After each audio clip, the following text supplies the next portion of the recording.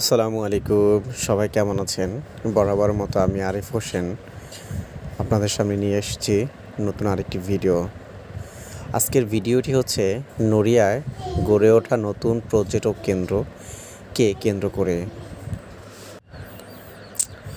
বাংলাদেশ একটি নদীমাতৃক দেশ। ব্যাঙের ছাতার মতো আর সাপের লেজের মতো ছড়িয়ে ছিটিয়ে রয়েছে অসংখ্য নদী।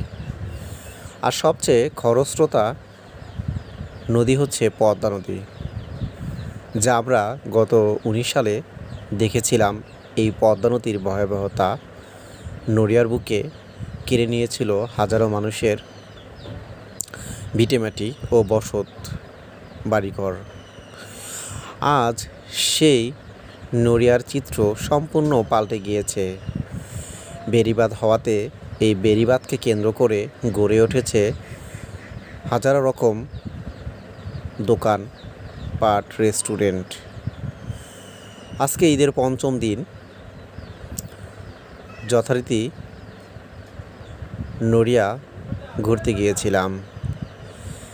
সেখানে গিয়ে বরাবর মতো অবাকই হয়েছি, কারণ অন্যান্য পর্যটক কেন্দ্রের চেয়ে কম নয় আমাদের এই নড়িয়া পদ্মার পাড়ে। এখানে নামি দামি রেস্টুরেন্টের সাথে ও খাবারের মান বজায় রেখে অসংখ্য দোকানপাট গড়ে তুলেছে। সুন্দর পরিবেশ, নদীর গর্জন আর মানুষের আনাগোনায় মুখরিত হয়েছে এই পদ্মা নদীর পাড়। সুন্দর পরিবেশ এবং মনোরম সময় কাটানোর জন্য পদ্মার পাড় এখন হয়ে উঠেছে একটি পর্যটক কেন্দ্র। অন্যান্য পর্যটক কেন্দ্র চেয়ে কোনো অংশ কম নেই। এখানে নামি দামি রেস্টুরেন্ট সহ সকল প্রকার জিনিস পাওয়া যায়। খাবার দাবারের মানও ভালো এবং কয়েকটি সুনামধন্য রেস্টুরেন্টও গড়ে তুলেছে। এছাড়া নানা ধরনের ছোট বড় টং দোকান সহ পদ্মার পাড়ে হাজারো ফুচকার দোকান রয়েছে, যা মেয়েদের জন্য খুবই পছন্দনীয়। সময় কাটানোর জন্য বা আড্ডা দেওয়ার জন্য পদ্মার পাড় হতে পারে আপনার সবচেয়ে ভালো পছন্দ।